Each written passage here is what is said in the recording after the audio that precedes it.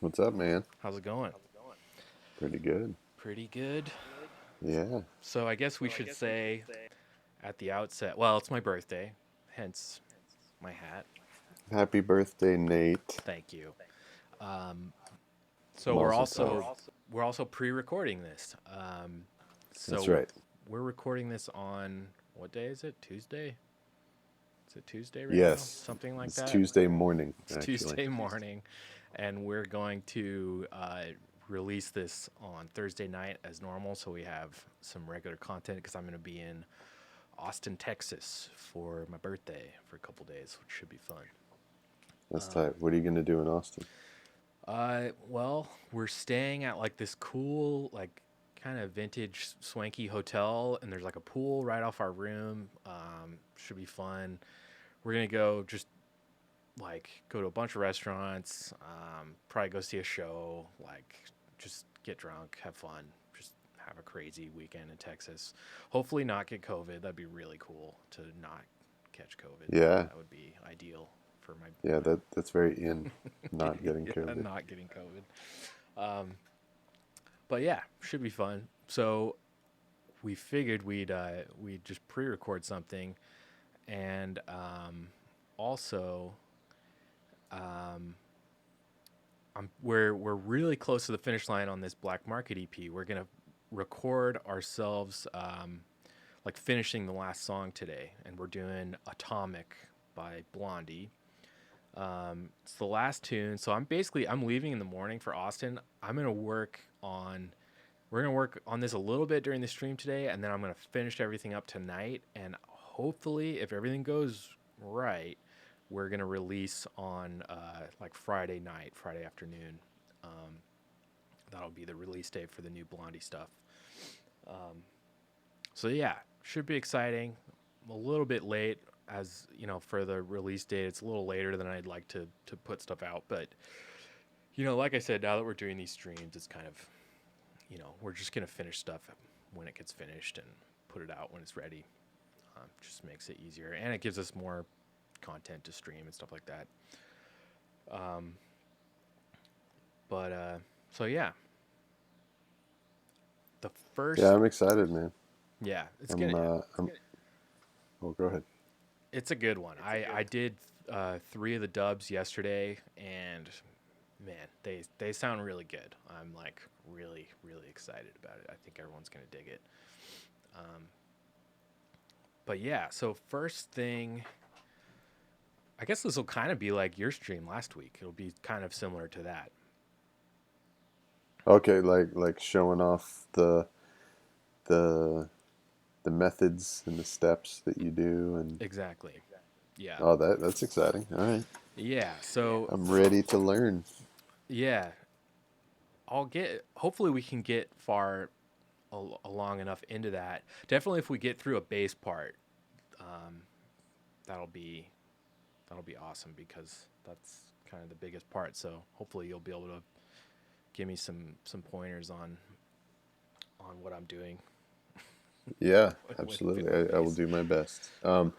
Yeah, I am out of town right now. Hmm. I'm talking to you from my mom's house. We're sitting here having breakfast right now. My mom says happy birthday, Nate. Thank you. Sure. Here, can my mom say hello and happy Yeah. birthday to the world? Yes. Say hi to everybody. And Nate, Hi, and look at my morning hair. I did it just for you. I brought back the fro. Awesome. just bringing it back. It's good. We're doing a Blondie song today. Oh, It's great. very disco sounding. Yep. Uh-huh. So Oh, I your love fro Blondie. fits right in. Yeah. Which one? Atomic. Atomic. Yeah. Mm. It's like very disco. It kind of sounds like ABBA to me in a way. Mm-hmm.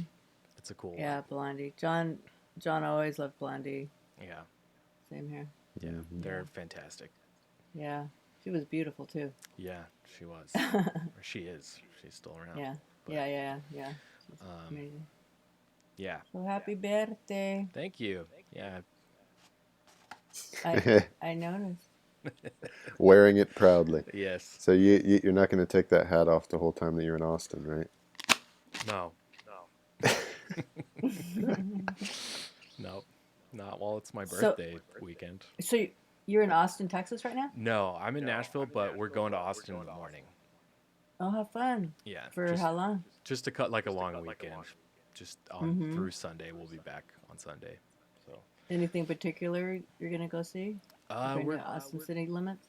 I don't know if that's happening right now or not. I don't think so. Mm. But we're gonna go see a show probably, and Mm-hmm. I don't know, just try to be safe and not get sick. It's a little Yeah. nerve wracking, but Mm. You gonna go check out Stevie Ray Vaughan's statue? yeah, probably that'd be cool. Why Yeah. not? Yeah, John and I did that.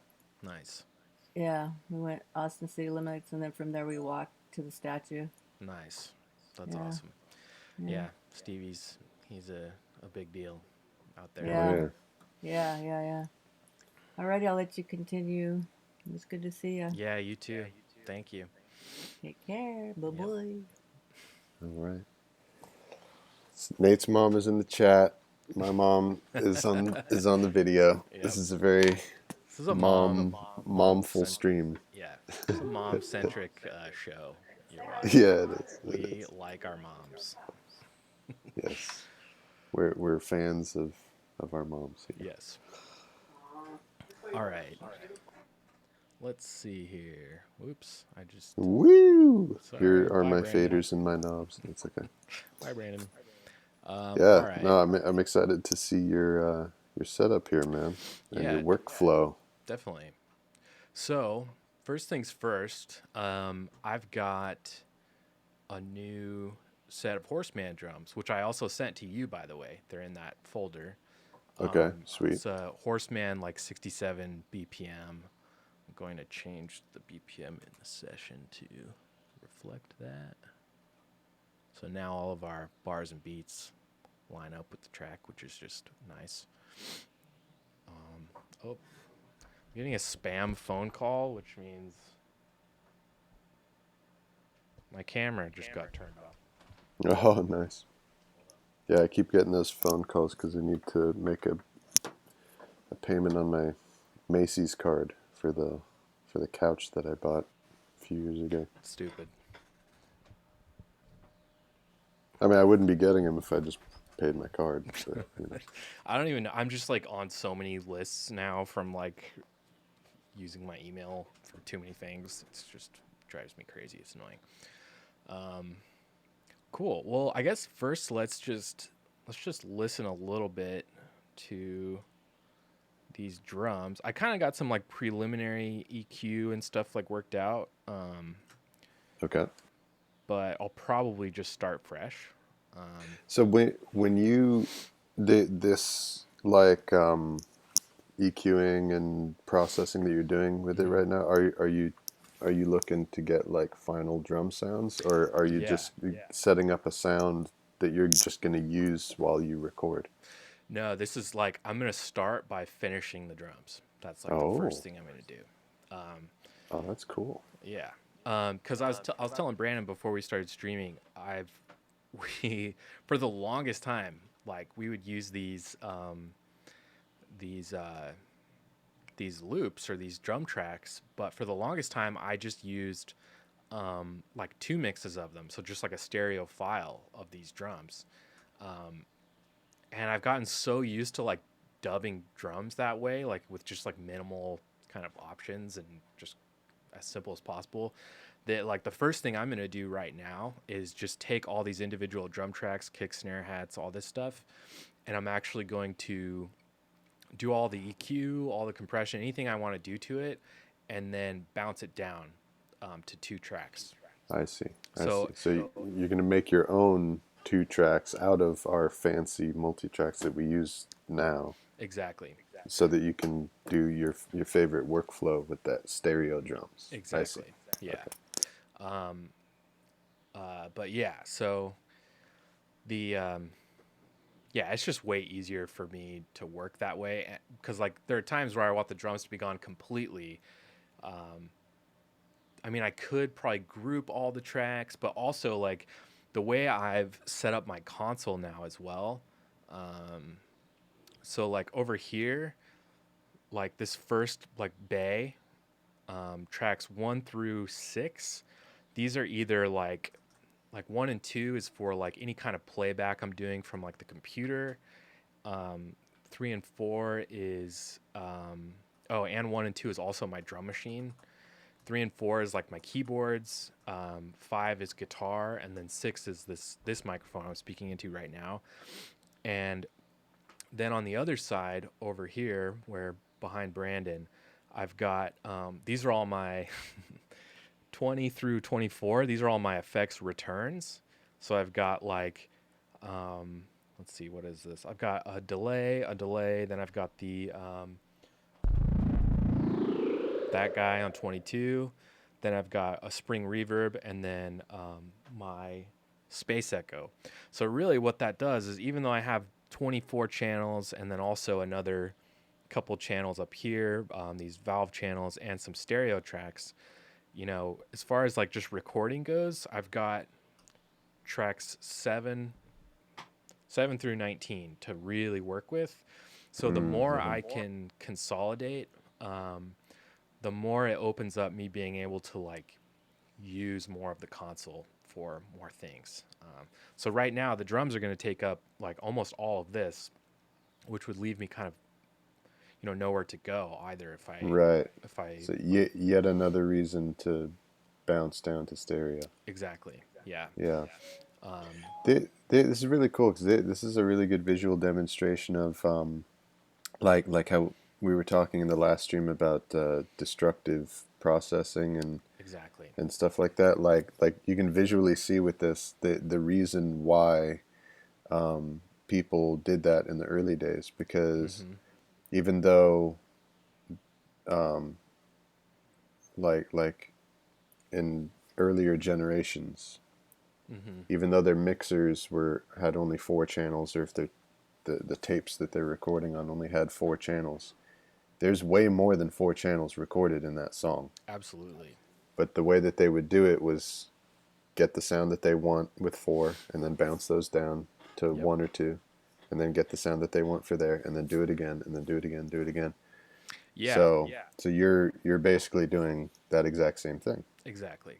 Yeah. I mean, people, it's easy to like say, but people forget like Sgt. Pepper's was recorded on 4 channels.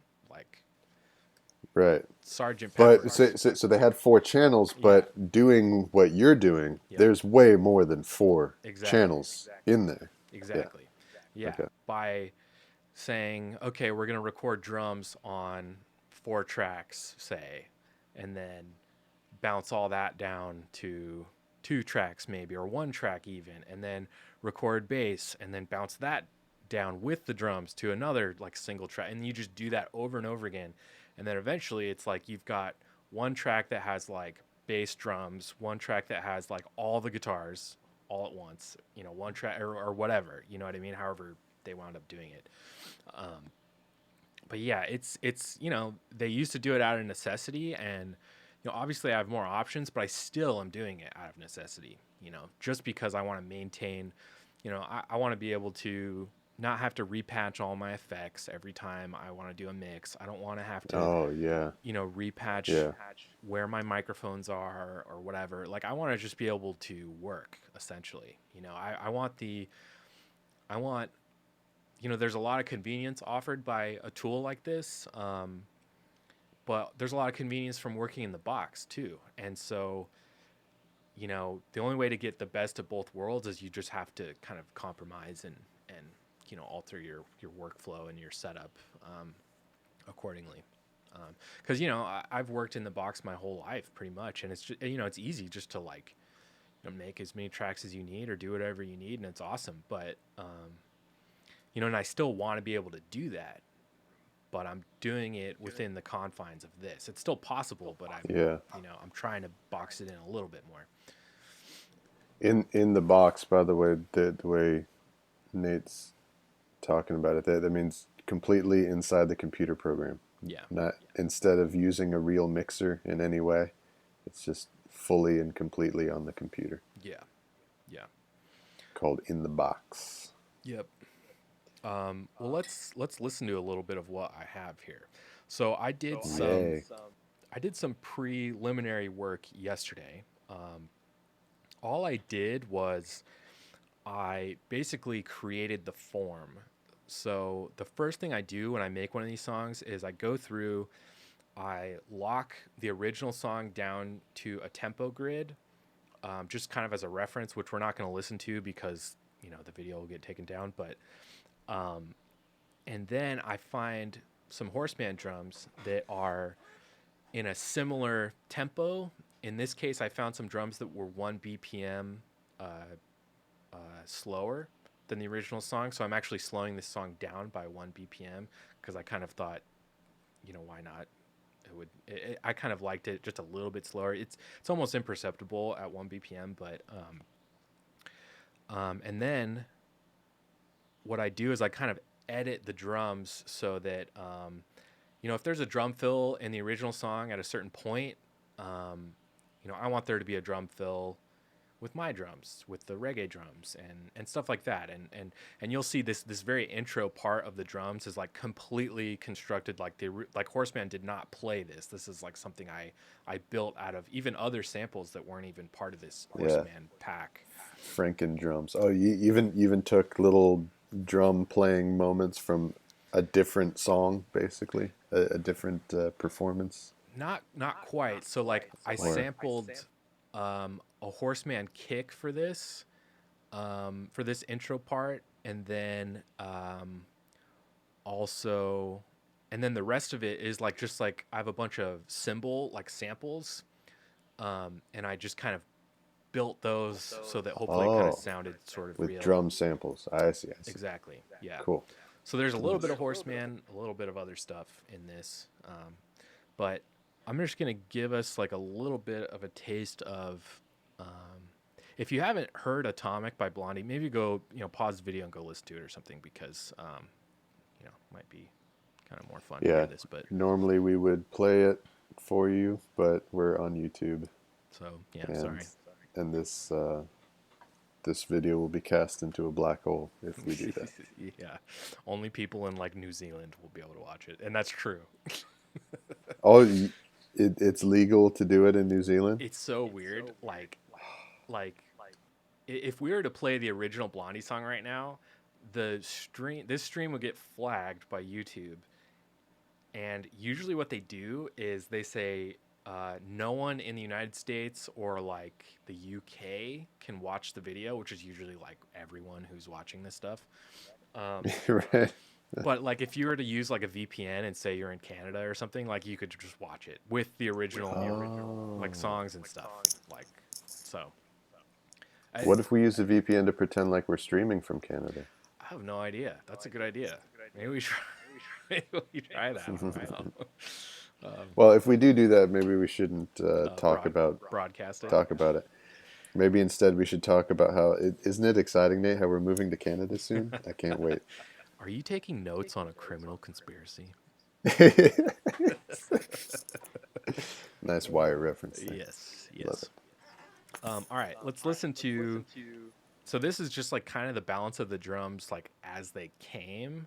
It's not really. I haven't really done anything to them aside from maybe some light panning, which I'll probably readjust, and then the acapella vocals of Debbie Harry that are kind of matched and time corrected to fit in with these drums as well.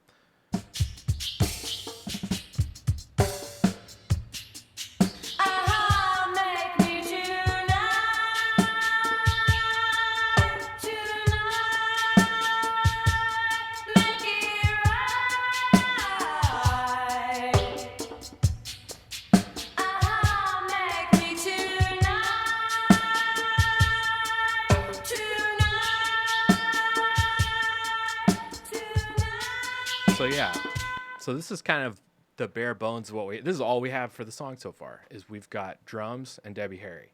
We've got to do the rest. And beautiful. Hopefully by the end of today, I'll be able to do that. So the first step in like accomplishing that is, like I said before, we need to take all these drum tracks that you see on the screen here, and I got to consolidate them down. And, the caveat to that, or not the caveat, but the the thing about doing that is that once I do this, these are the drums for the song, like forever now. Like I have to, so it has to be good, and I have to be able to live with it, you know, tomorrow when I'm, you know, way after the song's done or whatever. Like, because I'm not going to be able to re-edit them. I mean, I could, but like the goal is to not have to do that. Like the goal is to right now get finished drums. You have to make them sound so good that they will withstand the like next morning recorder's remorse. Exactly. You have to make them so dope sounding that they are impervious to that. Yeah, exactly. Oh, that's exciting. Okay, so this is going to be really similar to like to what you did the other day. So the first thing we're going to do, just like Brandon did in his stream, it's kind of hard to see. Maybe I'll move my camera up here. We're going to try to hit on the far left master fader there. The first thing we're going to do is get our kick drum to hit -6, and same with the snare. And I'll probably start doing some EQ stuff, and once I start doing that, I will switch over to console view. I like that camera. That other camera is really cool looking. This one? Yeah. Yeah, it's pretty cool. Once I start playing stuff, we'll go to that one. And then it's funny how you can see me up on the control on your like control center bridge of the Enterprise thing that you got in front of you. Yeah, that's cool. Okay, so let's listen to this kick drum first. Where are you? There we go.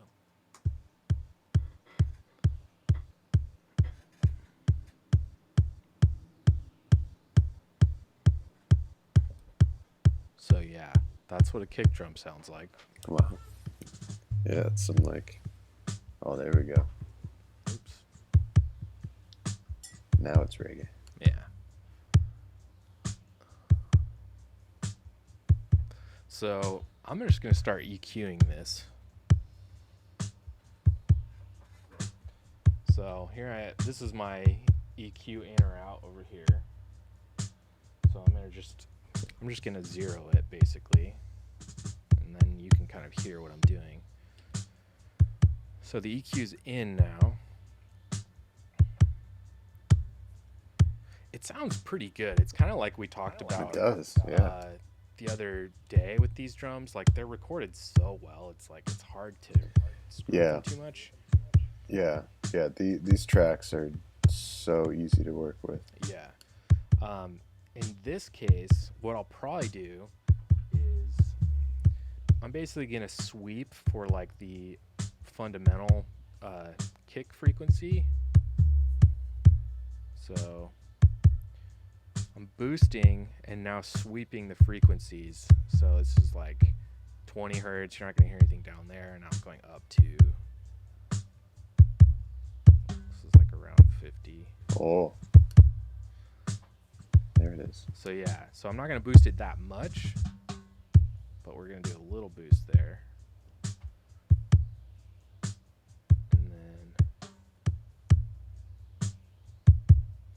And then I think that's it. I don't really I might cut a little bit of the high out.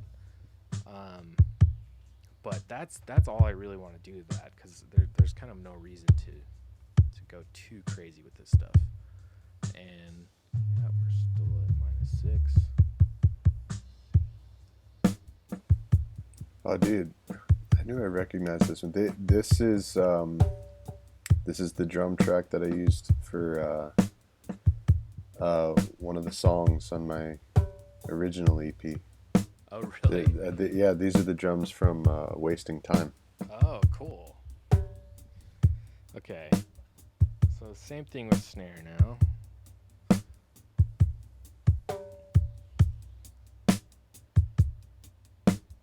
So with snare, I really like a little bit of like 200 hertz to give it a little bit of body. Oh. This snare is already really dark though, and we don't have a bottom snare, so I'm probably not going to do too much of that. But I do want just to boost a little high end, because since we don't have a bottom snare, it's really dark, and just to get a little bit of that. What the hell's under the drum thing called? It's not a spring. The snares. The snare, yeah, exactly. Oh wow. Cool. And then we'll bring in the hat. Yeah, normally, not always normally, but a really common way to mic drums is to have another microphone that's underneath the snare, the bottom snare. Exactly. Where and that's where you get like all the high frequencies, and you can hear the metal wires that go along the bottom of the drum, the snares. Yep. It's very, very bright. So Nate's compensating for not having that mic. Exactly. Yeah. Yeah, since they only used one microphone, in order to kind of mimic having a bottom snare mic, we're just going to boost the highs just a little bit. And then here's our hi-hat. Sounds so good. Yeah. So yeah, again, super minimal stuff. I'm going to cut out the low end just because there's nothing there. I'm already boosting. So what I'm doing, I'm actually cutting like the highest of high frequencies, but I'm boosting like 18K, like pretty much as as it'll go. Okay. Just so it's not too abrasive, even though there's so many things in my signal chain that are going to like mitigate that kind of stuff. Like a lot of my mixes and stuff, they turn out really dark because of tape and all the stuff I use. So sometimes instead of trying to compensate for that, I kind of just like go with it, you know. I just kind of lean heavy in that direction. Mm-hmm. Okay. Meaning like just let it be dark. Yeah, exactly. Yeah. Okay.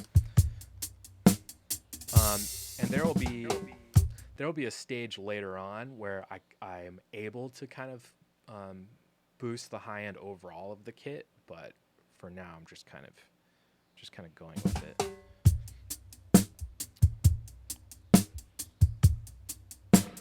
So another thing I like is adding just a little bit of snare or of spring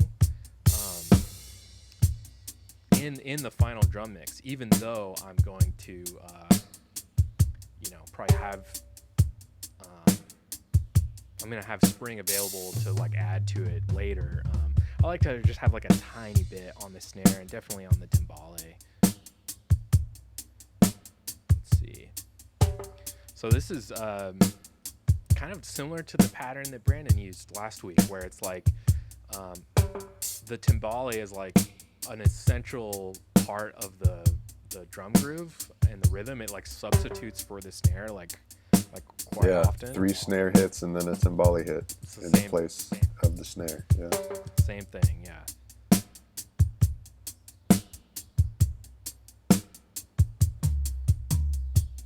So let's see. I worked up kind of an EQ earlier. Let's put it in and take it back out and see if we like it. So here it is without it. Sounds pretty good.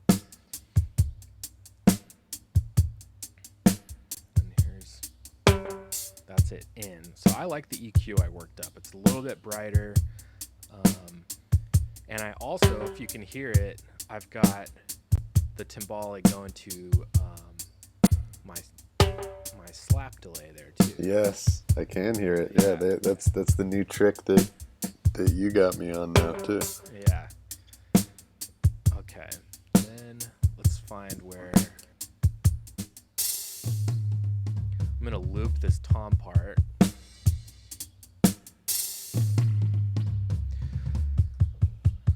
So these toms sound good, but they're a little like muddy. So this would be an instance where I don't really want to boost anything. There's just stuff I want to take out. So in this case, I think it's like around like 200 or 300 is where I'm gonna want to take it out.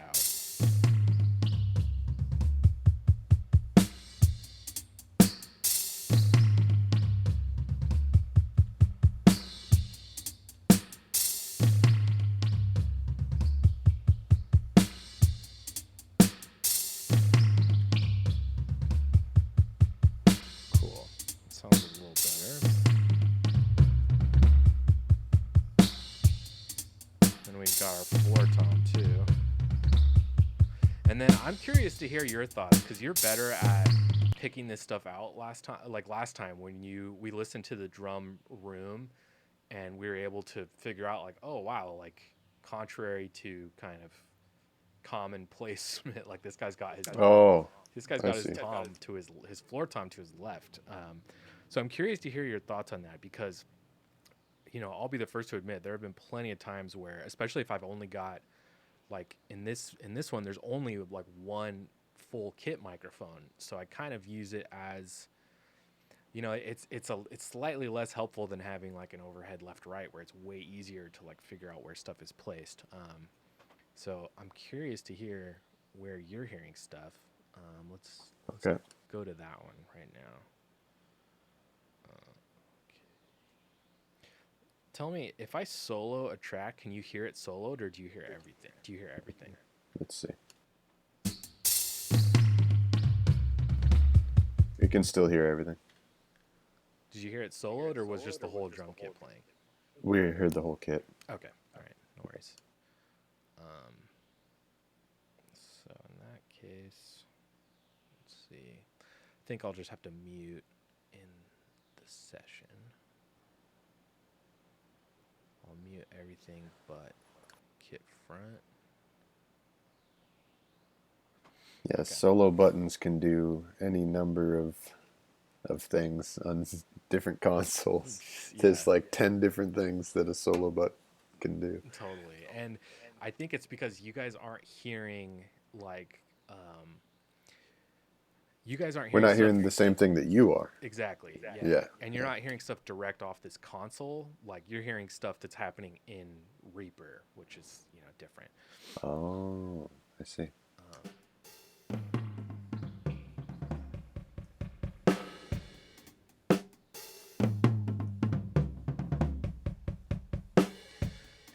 So this is the only room mic that there's only a single mono. Yep. I see. Yeah. So to me, the floor tom kind of does sound slightly left, but it's really hard to place with just the one microphone. So let's listen to it. Right. Let's listen to it again.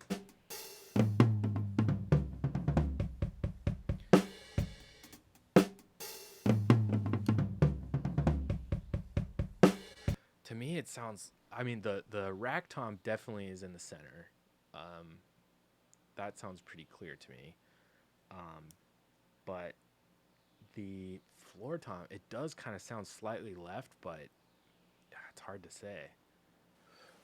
Well, I don't know. I would say since it's mono, you could get creative with it and you could put it wherever you want. Totally. But I see what you mean. I mean, just from the one microphone, I can't tell left or right, but it does sound off center for sure. Like like kick and snare are addressing the microphone head on, and then as he plays, as he goes through the toms, you can tell that it's a more and more indirect sound. Exactly. So and then again, since it's mono, it won't make any difference whether it's right or left. Yeah. But it will sound strange if the direct floor tom is pan center. So you should pick a side, and it should be either side. And rack tom is closer to the center, floor tom is farther from the center. Yeah. I'm gonna do rack tom just slightly off center to the left. Just because sometimes when it comes down to this kind of stuff and I'm just like, it's hard to tell, I just mentally sit myself at a drum set and hi-hat would be, well, you guys can't really see what I'm doing, but hi-hat would be like, kind of depending on how you have it set up, it might be like 7 o'clock or not 7 o'clock, maybe like 8 o'clock, and then you're coming closer like clockwise, your rack tom might be like more like 11 o'clock, and your floor tom might be like 3 or 4 o'clock on your right. So in situations like this where it's kind of hard to tell, that's just what I default to. I just look at my pans and I'm like, okay, make this look like you're sitting at a drum set. So that's what we'll do with this one.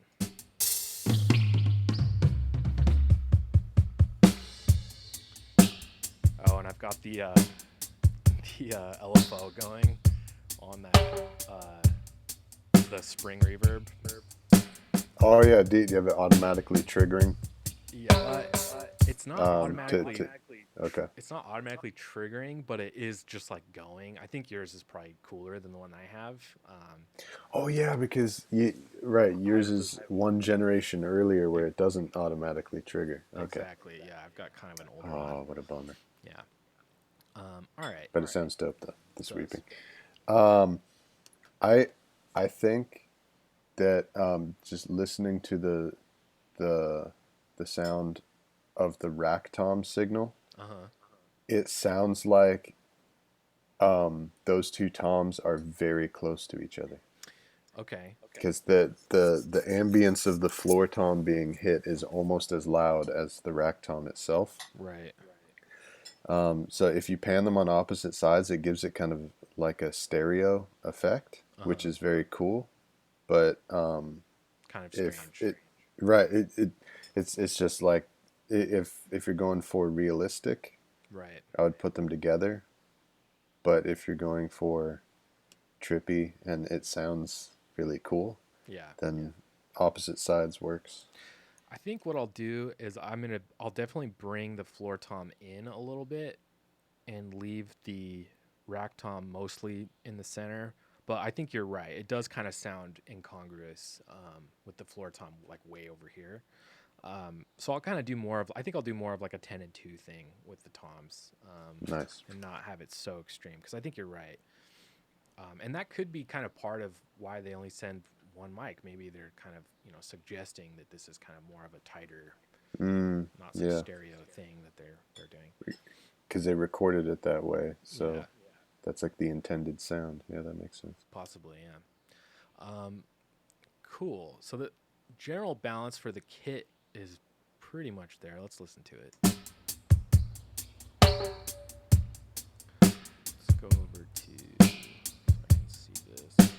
All right, something's clipping. Okay, so let's bring the whole drum balance down a little bit. Man, just because it's going through your console, like it sounds so much harder than mine did, without all these plugins. It's definitely It's different. awesome. I wouldn't say one's better than the other necessarily. Sorry, you're gonna be vanished for a second here. It's okay. But yeah, it's definitely a different thing.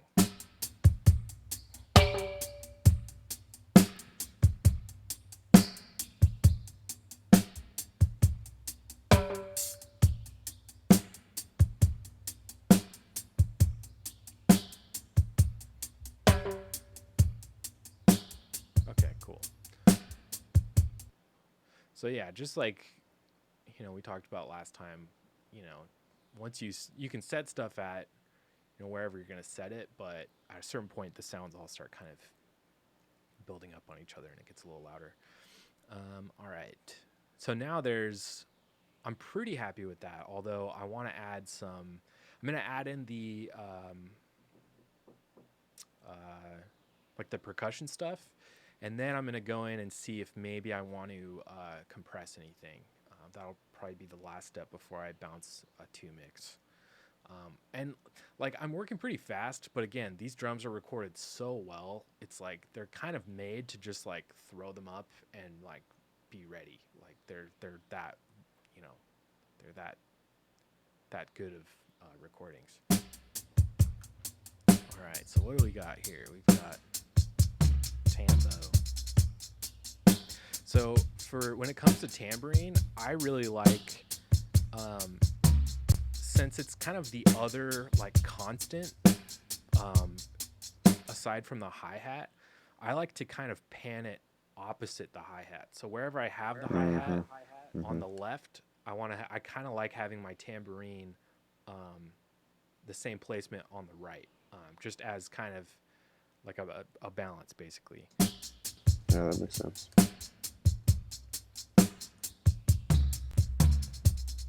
Okay, and then we've also got a heat drum or a kete and a kabasa.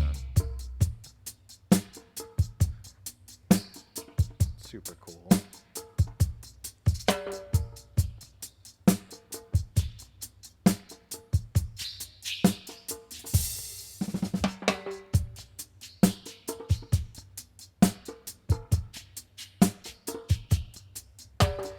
It's hard to get rid of percussion because it's not like it's hurting, but I don't know how much the kabasa is helping either. Like if I was gonna get rid of anything, it would probably be that one. Just because, like to me, I've got the balance of the hi hat and the tambourine, and you've got the kete in the middle, which is just kind of filler, just kind of Mm-hmm. filling in the empty space between Mm-hmm. kick and snare. I see where you're going. Yeah, but the Like if you put it on the left, then it's interfering with the hi-hat pattern. If you put it on the right, it's interfering with the tambourine pattern. yeah, wherever you Yeah. put it, unless I were Yeah. to put it in the middle, which is how we were just listening to it, and I just don't think it adds that a whole lot. Wherever you Mm-hmm. put it, I think it's gonna upset the overall balance that I've got. So I'm probably honestly just gonna not use it because I don't really think for this it really needs to be there. It's executive decision making right there, Exactly. people. That's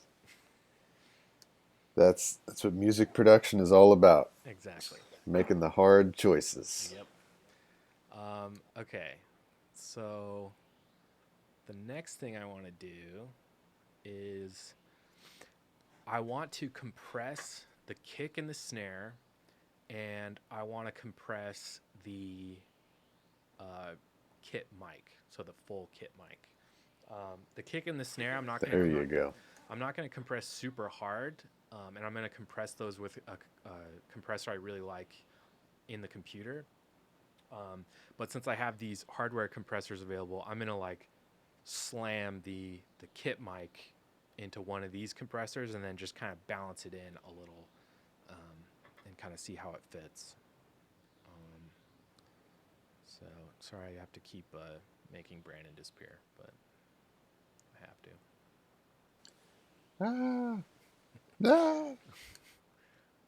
All right, so the plugin that I really you'll see if I ever do a full mix session, like you'll see like pretty much all engineers, it's like they once they have something they like a plugin they tend to use like the few that they like a lot, like quite often. And I'm definitely the same way. Dang it. Yeah. I mean, for me, I only have, just a couple hardware compressors and the EQs on my mixer and everything. But even with plugins, I have like 1,000 plugins. Yeah. But I use like 2 compressors for everything. Totally. Yeah, even with the options I have over here as far as hardware compressors go, which are cool compressors, like this one I have in the box, I just like it better, and it's easier, it's a little more convenient, slightly more. I know it's hard. I don't think you guys can. Which one is it? It's a Magic Death Eye, the Magic Death Eye mono compressor. I want to see this. Yeah, I'm trying to see how I can bring it onto the screen, but I'm doing window share, so I don't think it's going to actually share it, unfortunately, but you'll be able to hear it. Okay. All right, so this is a compressor I'm putting on the kick, and I'll just kind of describe what I'm doing. So the first thing I want to do, I usually like pretty light amount of compression, so I'm just going to do like 2 dB here. And then bring up the output gain. Then the other thing I'm doing is I'm putting in this 150 hertz filter, which what that does is it basically lets everything under 150 hertz, all of that isn't affected by the thresholds of the compressor. So that stuff is kind of going to pass through the circuits, but it's not going to be compressed as hard as the rest. Yeah. And what that does is, since it allows all that low information to just kind of get through a little easier than everything else, like it sharpens like the attack of the drum of the kick, but the body and like the low end of the kick isn't squashed so much. So you wind up with kind of a fatter kick drum sound, I've found.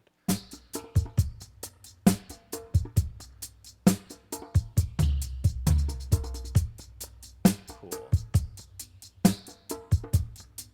And then I'm basically going to do a similar thing to the snare track.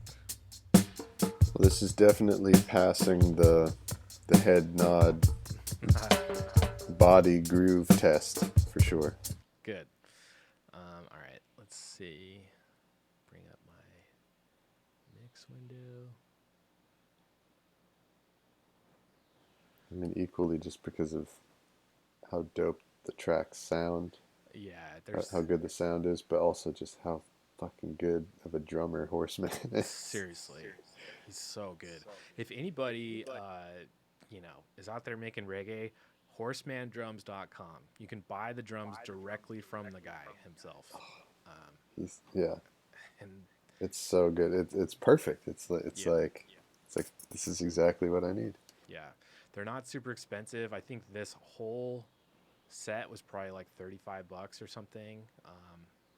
So I'm more than happy to spend the cash to get this guy on my stuff. He's awesome. All right, so I just copied and dragged over this compressor with the same settings onto the snare, and I'm just gonna adjust it based on the snare track now.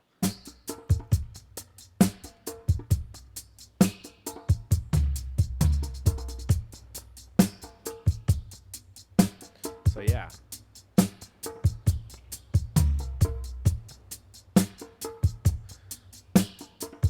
Sounds awesome. The only thing I changed is there's like this secret button in the plugin where when you press it, I want to say it kind of slightly overdrives it, like only so slightly, like it's like extra saturation or something. And when you press it, like there's like a pinup girl that shows up over the VU meter, which is really cool. And yeah, for anybody that doesn't know Magic Death Eye, it's made by Ian Sheflick from Capital Mastering in Hollywood, and he makes these, by hand, the actual units. I've probably talked about this guy before, but he collaborated with, I think it's called DDMF plugins. They make really, really awesome recreations of hardware units, and so I got the plugins of the actual units, because the actual units, the mono compressor is $5,000 and the stereo one is I think $8,000 or $9,000. So probably not getting those anytime soon, maybe ever. But I got the plugins for $200, so that's fine. Okay.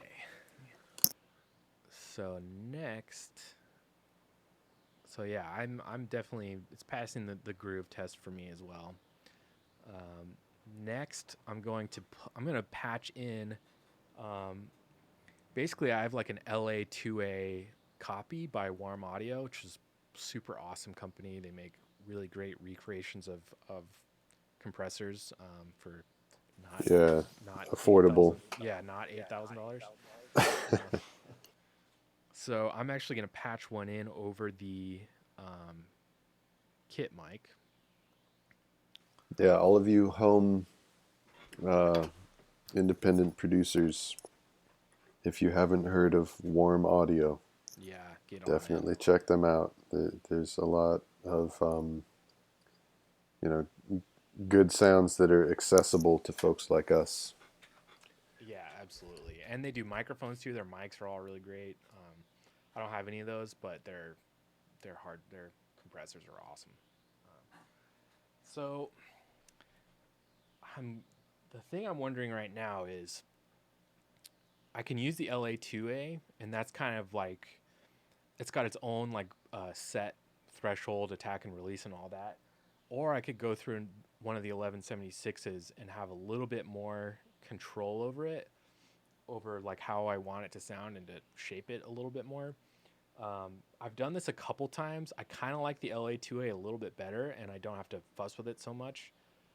So I think I'm just going to do that one and see how that sounds. So we're on.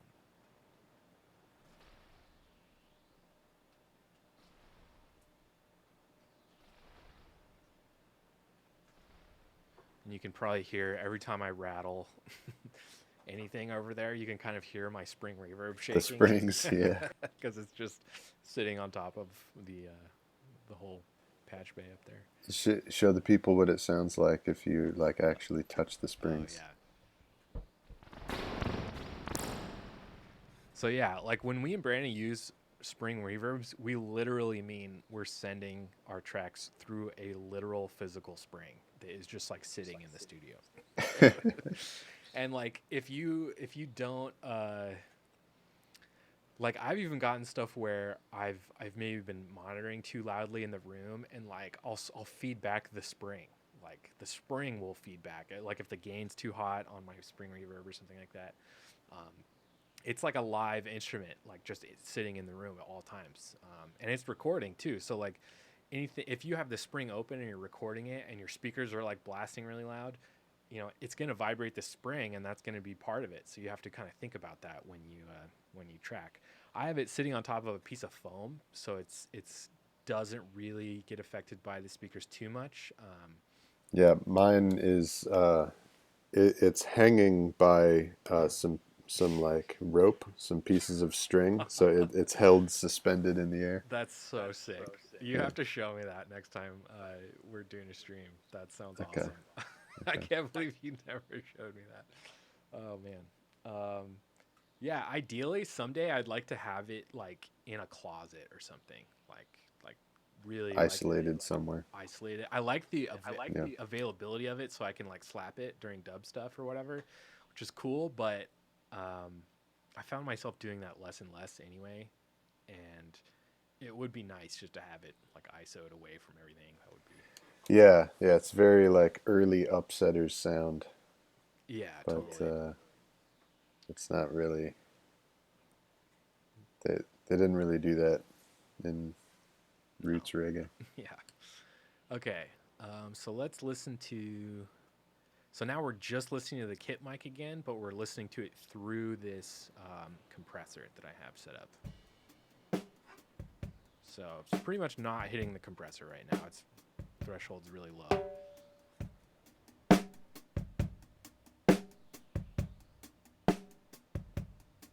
Do you have a camera handy to be able to show us what you're doing? Yeah, Or no? actually.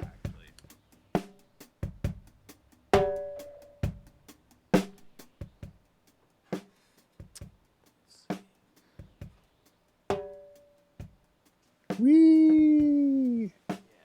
So it'll be hard to hear me talk, but I'll kind of walk through what I'm doing once I get back. This is a very, very cool view.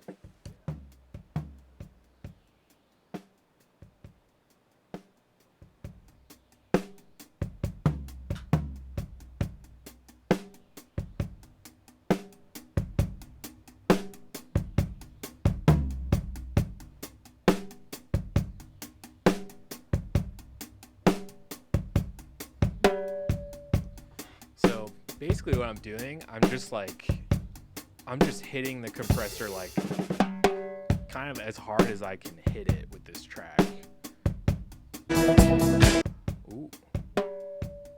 Hold on a sec.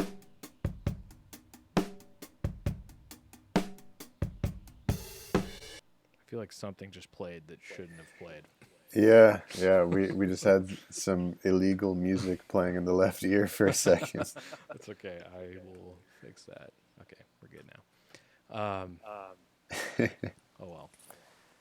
I don't think it was enough to get recognized. I No, hope I don't think so either. We'll be all right. that'll be a test for how good the YouTube Yeah, algorithms are. Yeah, we're testing the algorithm.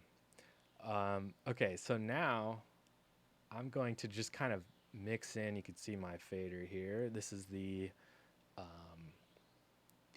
kit mic that I just put through that compressor. So now it's super compressed. So like the main benefit of that is like for me is it just kind of beefs up the whole drum kit a little bit. It helps with like the cymbals kind of ring out a little bit longer. Transients kind of hit a little bit harder.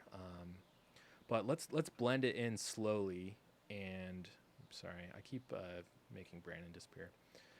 Let's blend it in slowly and see how much we like it once we get a balance.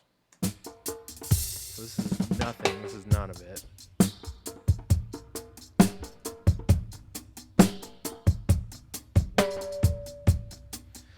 So yeah, like those harmonics on the timbale, you kind of hear those ring a little bit more. Yeah. Yeah, big time. Oh. Yeah.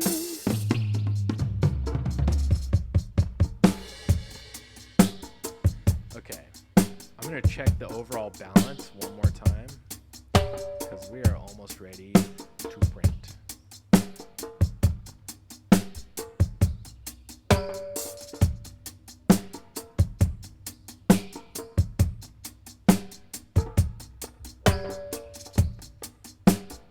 Cool. So we're still sitting right at -6, which is good. That's where we want to be.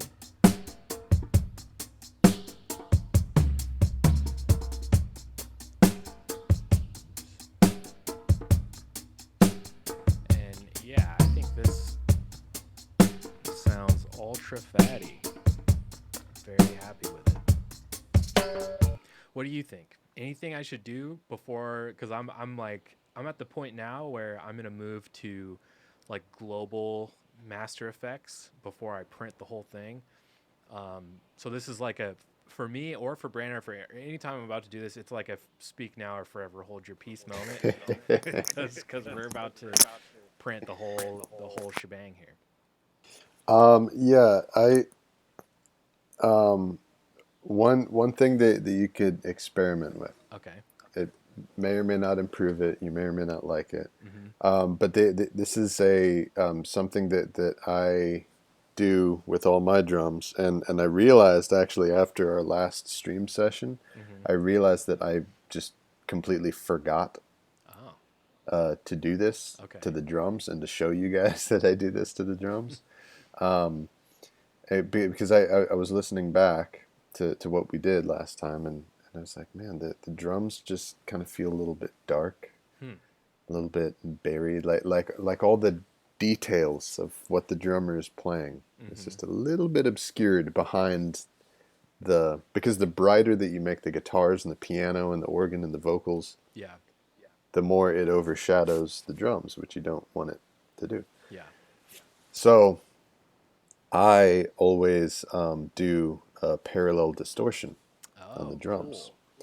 cool. And so I did it afterward in the finished version of that song. It will be in there. We didn't do it on the stream.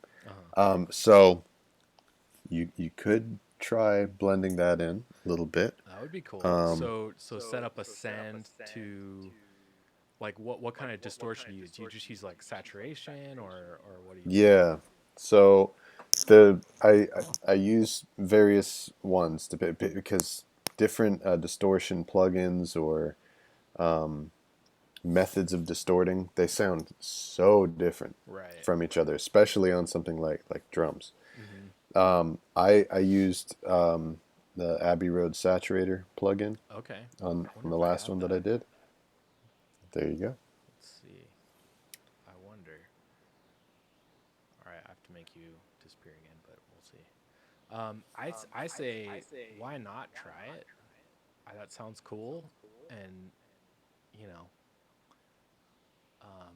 we're on the stream. It would be cool to like kind of since you didn't get to do it, it'd be cool to Yeah. see how that's done.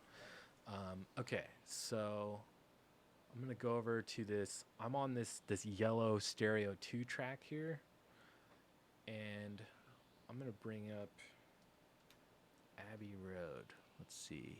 I've got RS 127 box. I've got the plates. I've got RS 135. I don't think I have that exact. Oh, Saturator. No, I don't have the Abbey Road saturator. I do have saturation knob by Softtube that I used to use all the time. That's actually a really cool plugin. But are you looking for more like actual distortion, not just saturation? Yes. Okay. So basically what you want to do is you send all the drums Yeah. to another send, and you process it in a way where um You're just like blending it basically. right, but the way that this track is going to sound is just completely destroyed, Okay. Totally. totally and completely distorted, um, and especially in a way that emphasizes the higher frequencies, Uh huh. mid highs to highs, kind of like the impact frequencies for drums, Totally. and yeah. Okay. I'm going to Another just good option, by the way, yeah. is do you have the Waves like guitar stomp plugin? Let's see. I think I do. I feel like I used to use that for For, whole stomp thing for spring delay. yep, me too. That before having a real spring reverb. So yeah, if um, it sounds like both of our recommendation for you guys, if you don't have a real spring reverb, is to use the spring reverb pedal that's in the Waves Stomp Yep. plugin. It's a basic Waves plugin. I think it's in every single one of their bundles, even the most basic bundle. And as a standalone thing, it probably costs like 20 something dollars. Yeah. Um, but oh man, I wish we could see it on your screen. Yeah. But Sorry. um, but yeah, it's called Guitar Stomp, and it's basically just like a bunch of emulations of different guitar pedals. Mm-hmm. And there's one in there that's called Spring Reverb, and that I don't know about you, Nate, but that to me that is the best sounding digital spring reverb that I've ever found. That was up until maybe 2019, 2020. The spring reverb sound on every black market record was this There you go. Waves guitar stomp thing. Um, okay, so I definitely have guitar stomp. I want to use that instead of this other one I had pulled up since this is the one you would use. Okay. Um, do you use just distortion or buzz or Yeah, you can experiment. Do you just use the regular distortion one? I think it's yellow. yeah, I see it. And then just mess with the tone. Like yeah, just like bring the fader down so you don't Mm-hmm. blow up your ears, and Yeah. because it'll be very loud. Yep. And then just like mess with the tone and the amount of distortion, and you just want it to be like a really bright, Yeah. just very destroyed sound. Okay. All right. Let's see here. Gotta get back to my mix window. I'm gonna try to move my mix window so that I don't have to keep making you go away and come back.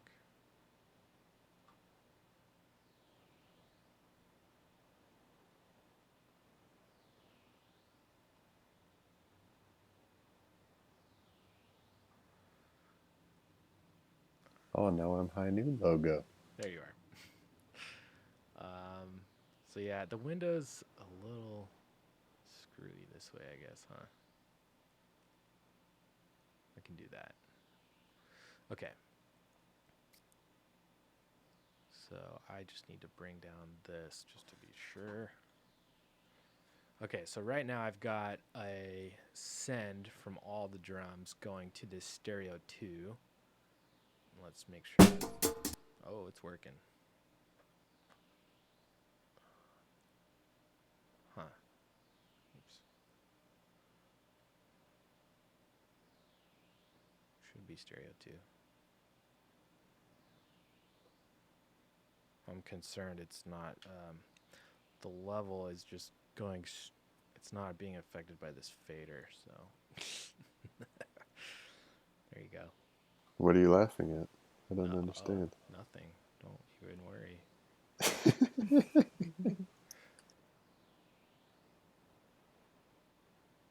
Okay. I'm gonna start just on one track so it's not like super gnarly.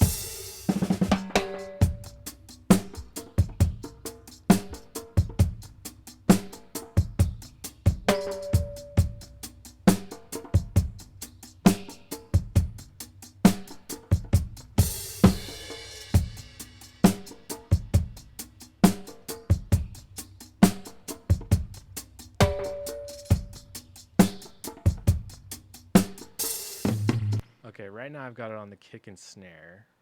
Like, it's not too loud. Let's see. Are you able um to mute everything else and listen just to that? Yeah, let's do it. Okay. Can you And hear then that? I would put the whole kit into it. Okay.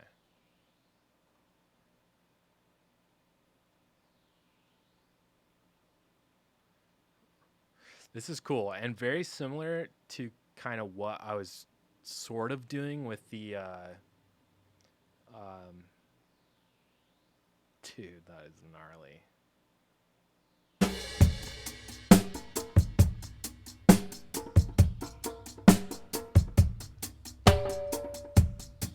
So we can still hear the direct drums.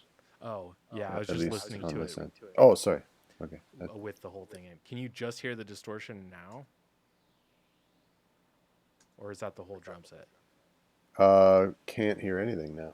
Oh. Okay, I see. So I can hear it.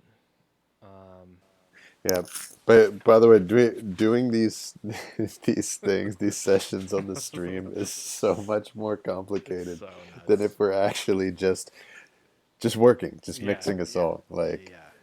there's a whole other freaking thing that ball of yarn that we have to figure out Yeah, to and be able to especially do this over a stream.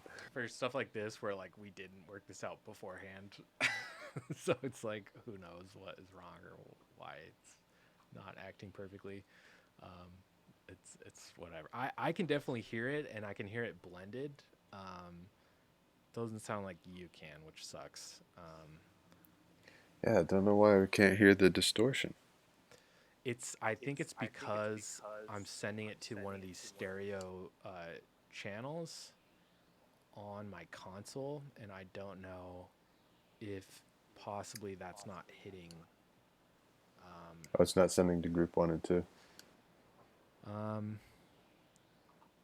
No. Well, I could change that though. Let's do that. That's probably why. There it is. There it is. Wow. Okay, thank you for That's checking my. mega loud too. Yeah. So that's the other thing. I'm not getting a whole lot of. Let me see if this changes. Okay, there you go. Does that turn it up and down for you? Yeah. Yes, it's way better. Okay, good. All right, I'm gonna leave that alone. Okay. So yeah, so you can hear how annihilated that sound is. Yeah. It is. I would on the distortion pedal, just like sweep the tone knob up a little bit so it gets a little bit brighter. Okay.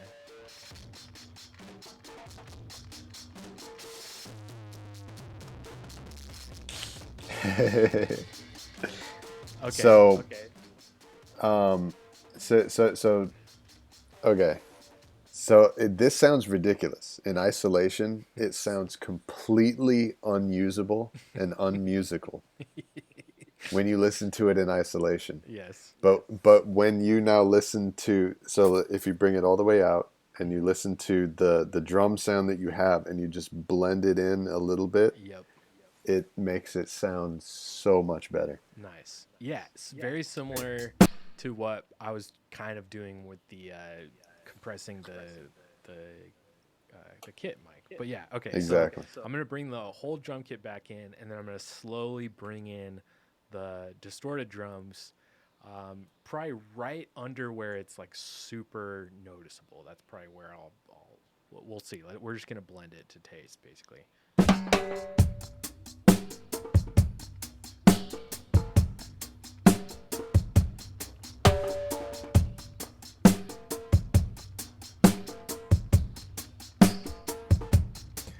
think so. It might be a little bit too much. Maybe like either the distortion amount Hmm. on the pedal down, or if you just make it hit the pedal softer. Okay. Yeah. It might be a little bit too much. There's a little bit too much grind in there. Okay. I'm gonna adjust these sends to be a little bit lower. See how that goes.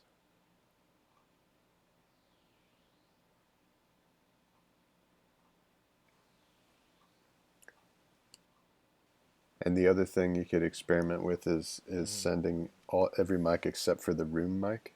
That's another possibility. Okay. So instead of that kit mic that I've got, Exactly. all right, let's try that.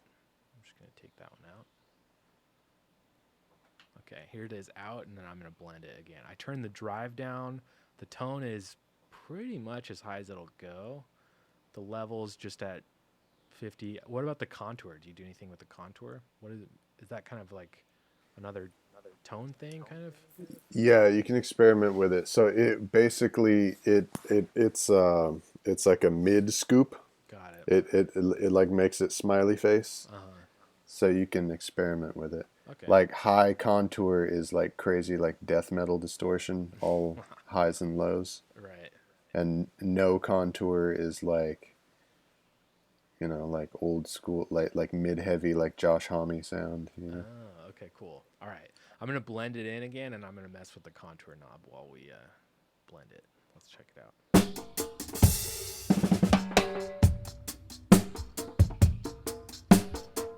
Ooh.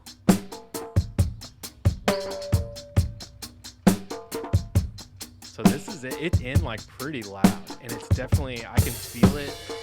I can feel the kick in my sub pack. It's hitting harder. Nice, good, good. Yeah, so Awesome. usually this it's called parallel distortion. What we're doing Super cool. usually, like, you barely have it in there. Yeah. Like, it's almost imperceptible. But basically, like, what you listen for is you just listen for the kick and the snare coming forward, Right. getting their impact becoming more noticeable. Yeah. And it makes it cut through the other instruments more. Very cool. I say let's use it. Why not? I really like it. Sweet, sweet. I'm gonna listen to it again, and I want to play with the contour because, as you guys heard before, Okay. I turned the sends down a little bit. I took out the full kit mic. The distortion's down a little bit. The tone's still up, but I didn't mess with the contour. So I kind of want to mess with that and see if that does anything.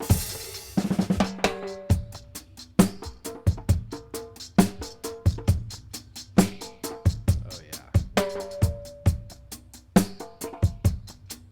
So the higher I turn the Oh, contour, yeah. the more you can hear like the hi hat and stuff getting affected.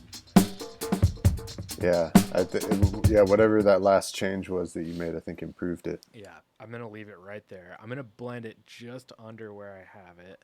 Yeah, I agree with you. A little Yeah. bit lower. But yeah, to me, it's like same with parallel compressing and like what I did with the kit mic. It just kind of like it sharpens the transients and it like extends like the sustain of things in the drums, which is really cool and is something kind of you don't like sustain is not really something you think of with drums, but Right, it's right. it's worth thinking about. When it comes to like cymbals or you know it could be all kinds of stuff. Yeah, I really like what that did. I want to use it just because I love learning new techniques and tools and doing stuff like that I wouldn't have thought to do. So I definitely want to use that. I think that's really cool. Okay, so now I'm going to go back over to Dope View. And Oh boy, now we're going to send look stuff. at those. Yeah. Now on top here, it's kind of hard to see in this light, but okay. So that top box, That is an SSL Fusion, so that's actually bypassed right now.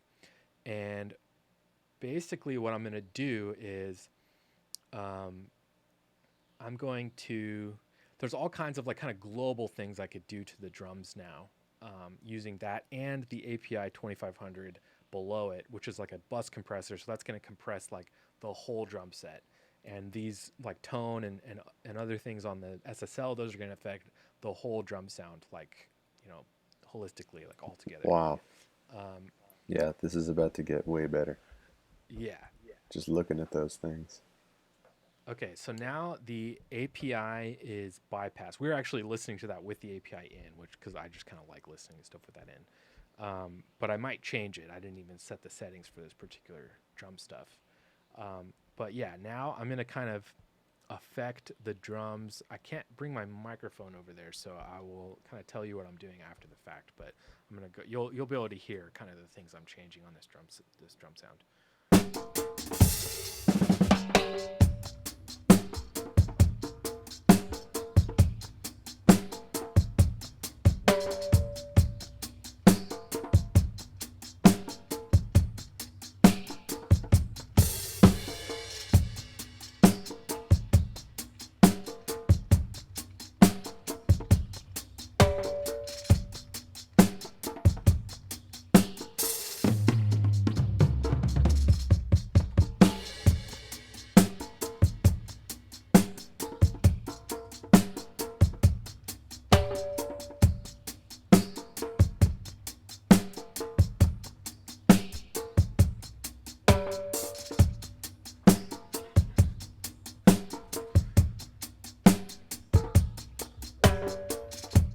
So pretty simple. Oh, and you can hear my mic is going through all that processing now too. So I'm sure my voice sounds kind of bigger now, but So big. yeah.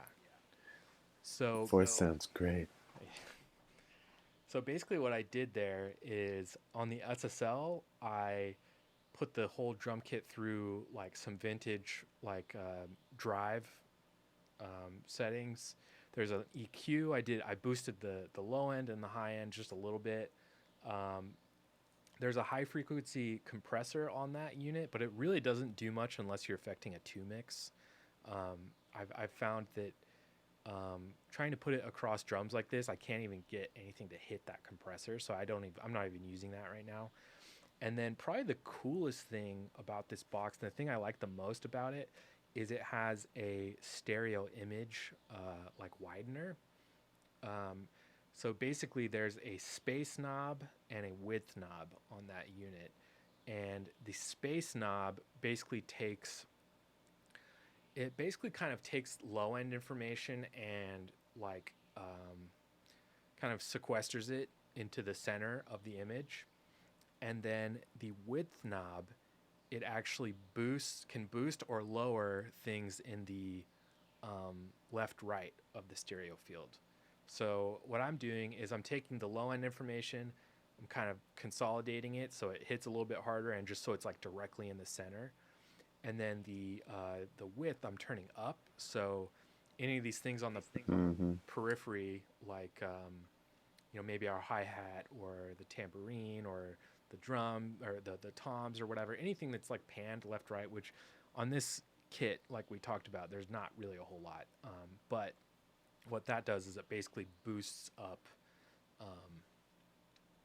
that kind of stuff on the left right. Yeah. So I think I'm good to print this. I think that's what I'm gonna do next. Do you want to here listen through to the tom fill Oh, I heard one that more too. time? Yeah. I Yeah, think it was a little the muddy. distortion may be a bit hardcore. Okay. Yeah. But I mean, depending on your taste, obviously, and what you want the song to sound like. Yeah, I heard that too. I actually brought it down a little bit right after I heard Oh, you did? that. Oh, okay. But I think you're right. Let's listen to it.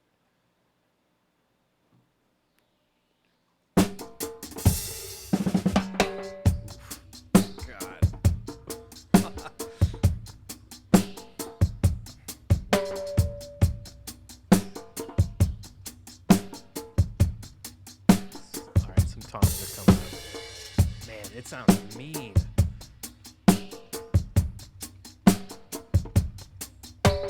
Mean is the perfect word for it.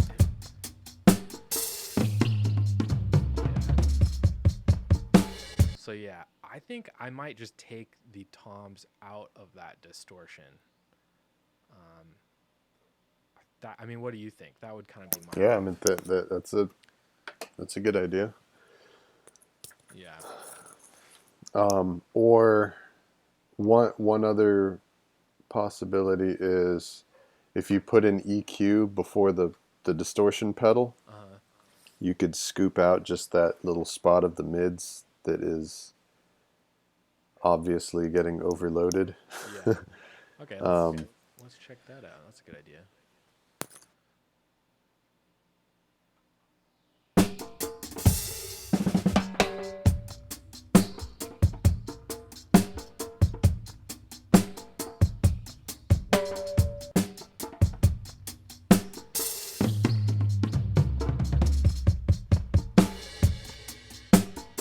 That definitely helped.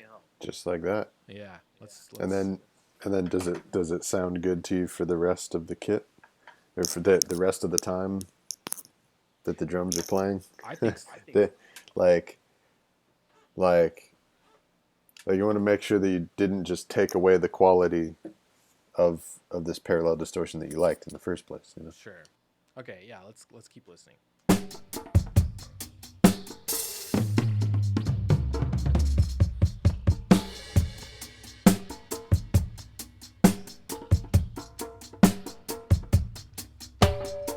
Yeah, I'm hearing that I can actually turn it back up a little bit more now. That's what I'm going to do. I'm taking out some of this low, muddy stuff, and I'm going to crank it just a little bit more.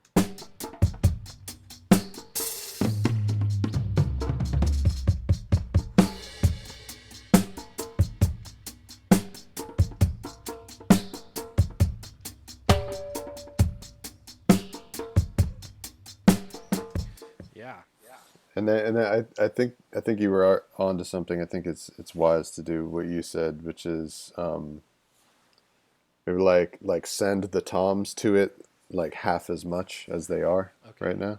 Yeah, let's try that. That's the other nice thing about parallel processing like this is you don't have to just process a straight copy of your drum bus. You can customize it. You can blend it so that this effect that you're doing is stronger on kick, snare, and hat than it is on other things. So, you know, you can emphasize different things. Totally.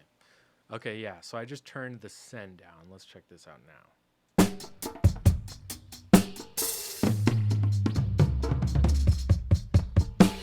It sounds good on the high tom. The low tom is still a little muddy, but let's see. Let me take the distortion EQ and I'm going to scoop a little more low stuff out.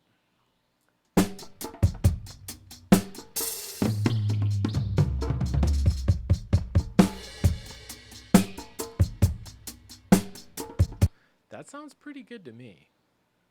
That didn't sound so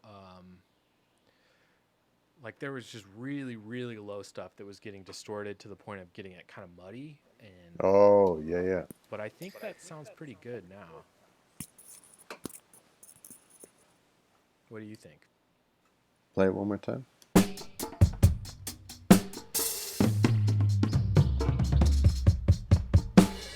Like now it's definitely being affected, but it's not like too muddy or anything. Right, yeah. There's nothing odd that jumps out as he plays through that fill. Yeah. It has the same character that the rest of the beat that he's playing has. Totally. It's a smooth transition through the fill. Yeah. Yeah, so that's good. And then just for science, just to show what difference it's making, try like muting it or like taking it in or out. Like see what the drums sound like before it and with it. Okay. To tell what difference it's making. Yeah, let's do it. Okay, so this is it in, and then I'm going to take it out.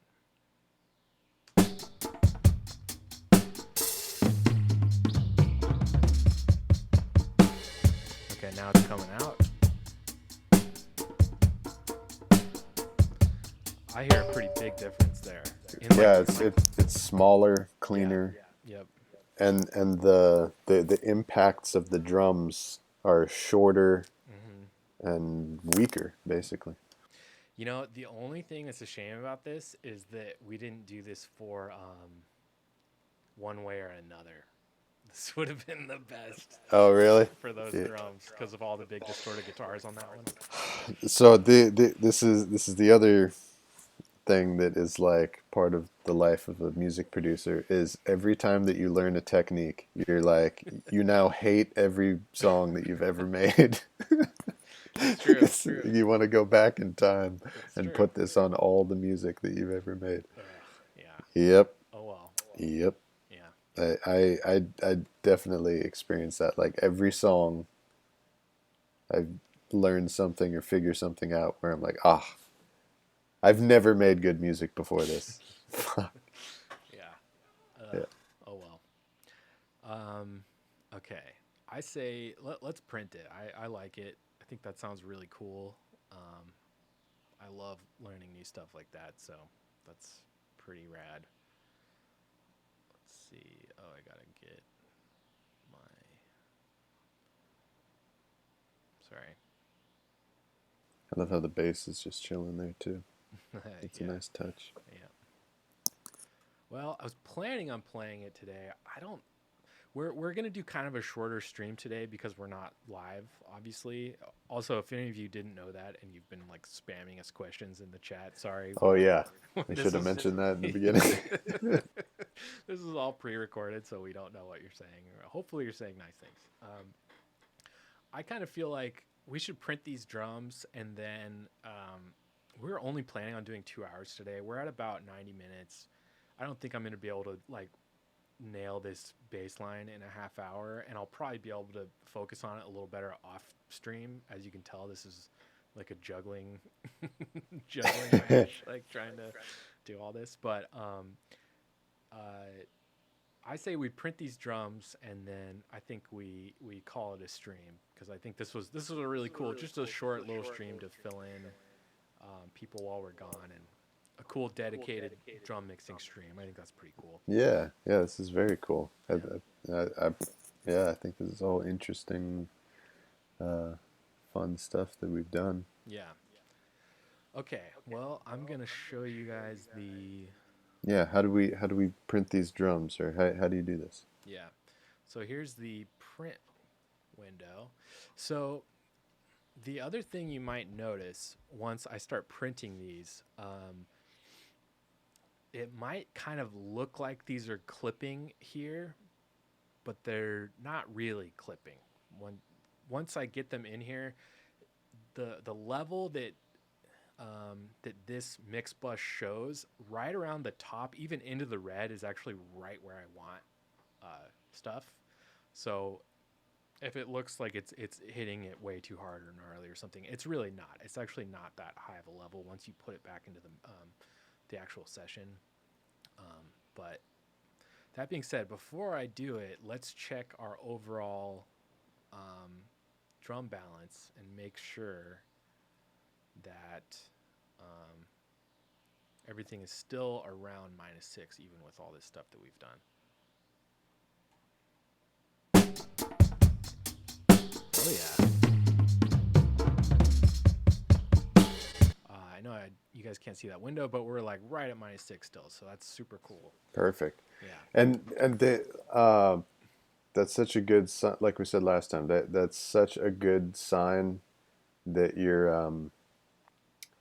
you're doing your job well. Yeah. Where you're making the drums sound louder and louder and louder and louder, and your meters are showing the same levels. Totally. That's a good sign. It's a really similar philosophy in like mastering too. It's like you want the perception of loudness to be there, but it doesn't necessarily mean you want it all like slammed and like clipping or over. Like that's not what that means. You just want it. The perceivable loudness should be louder, but the actual measurable loudness is the same. which is maybe kind of a confusing concept to wrap your brain around, but like that's literally what we're trying to accomplish here. Is that? Yeah, yeah. Check out the field of psychoacoustics, Mm-hmm. which is the study of the way that sound is perceived Yep. by humans, Yep. because that's ultimately the realm where your music is being delivered, is in that realm, rather than like the scientific, uh, where your music is being delivered is not actually in the sound waves in the air. It's in the way that the sound is perceived in In by your the human brain. Yeah, in your brain. Yeah. Yeah. So there is, like, scientifically, there are, like, volume and loudness Yep. are two separate things. So Yep. we've been elevating the perceived loudness of the sound without increasing its digital volume. Yeah. Exactly. Um, all right. Well, let's print this. We should both mute our mics because I can tell we're both going straight into this bus. um, Okay. so let's mute and we'll just hang out for a minute while this prints. And just enjoy the drums. Yeah, exactly. And I'm gonna scroll up just a little so I can. Okay, I'll just have to listen for when it's done. It's all right. And I'm gonna go grab something to drink while we're doing this. This song is like 4 minutes, so we'll be back when this is done. All right, here we go.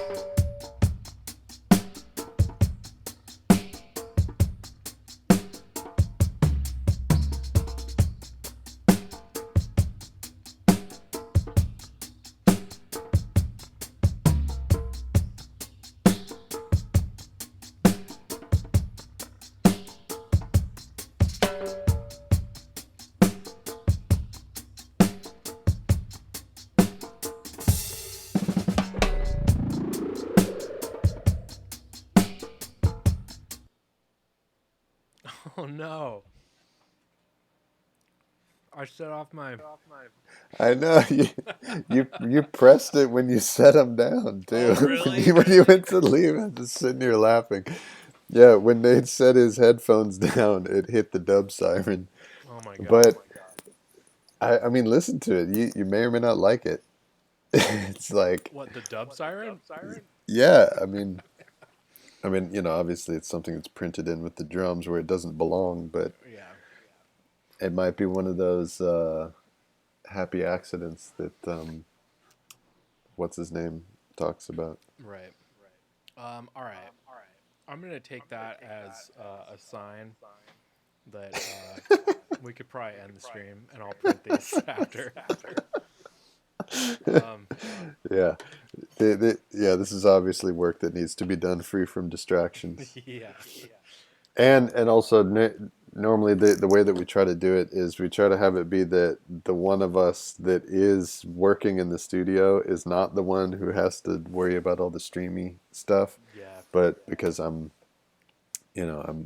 not at home, I'm on the road at mom's house. I don't have all the stuff to be able to do it. Yeah. It's all good. So This is how it worked out today. I think it was pretty good given the circumstances, but this is awesome. I yeah. had a lot of fun. Yeah, this was great. We'll definitely hang around for a second once the stream's over, but thank you guys for watching. I lost my party hat because my dog hates it. He can't stand it on my head, so it's gone. But yeah, this will air on Thursday. And then the following week, we might also have another scheduling issue, right? Yeah, we're gonna have to pre-record next week's stream also. But look, you guys, there will be content. There will be a stream. We'll be here. It might not be live again, but It will yeah, be I soon. think In a couple weeks, we'll be back to how we were. yeah, like August 26th, which is Thursday after next. Yep. It looks clear for me. Yep. But we're living those lives just Yes. like you, just like everybody else. But Exactly. but we love you and we love doing this, and we wanna bring something you can count on in this topsy turvy world. Yeah, I agree. And,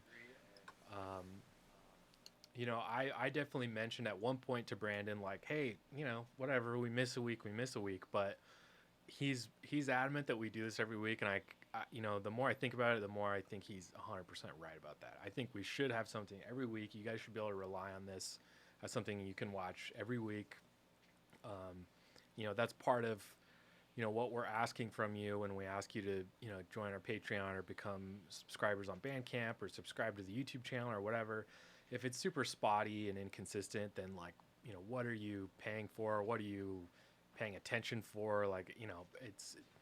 We understand we've got to earn your viewership and your patron dollars and anything like that. So we're, no matter what, hell or high water, we're gonna be here every Thursday. Hell yeah. Yeah. Yeah, and we hope you are too. Yep. Because this is really only fun when you're here with us. Yeah. That we say on a pre-recorded stream that you can't chat to us on. So that's kind of funny. Yeah. All right. Well, thanks for everyone for watching. Thank you, Brandon, for all your input on the drums today. I think they sound awesome. And I'm going to try to finish this song up today, and hopefully this whole EP will be out Friday. Please don't hold me to that. Not a promise, but I'm going to try my damnedest to get this out on Friday. And if not Friday, it'll be next week for sure. That's sweet. Yeah. I just had an idea too. I just kind of like realized something. We should probably let people know, like give people a place where they can like write something to us, so we can do kind of like a viewer mail thing. Oh, I would love that. You know what I mean? Because like here we are, we're talking to you, and you can't talk to us. So like, Yeah. maybe if you send us an email, we can read it and and respond to it and talk about it. Yeah, send it Um, to there you go. blackmarketreggae@gmail.com. That's one of those things that should be Black Market Dub, but it's not for some dumb reason. I can't remember why it worked out that way. But Black Market Reggae black, at Gmail. yeah, at gmail.com. At Gmail. Okay. We'll start putting that in the description and stuff like that. Maybe for this video, I'll put it in the description, and we can start doing viewer mail stuff. That'd be really fun. All right, well, I'm gonna go ahead and switch over to the outro. Thank you guys all again. This was really fun. We will see you next Thursday. Yeah. Hell yeah. All right. Keep making that reggae. Bye, everybody. Thank you. Bye.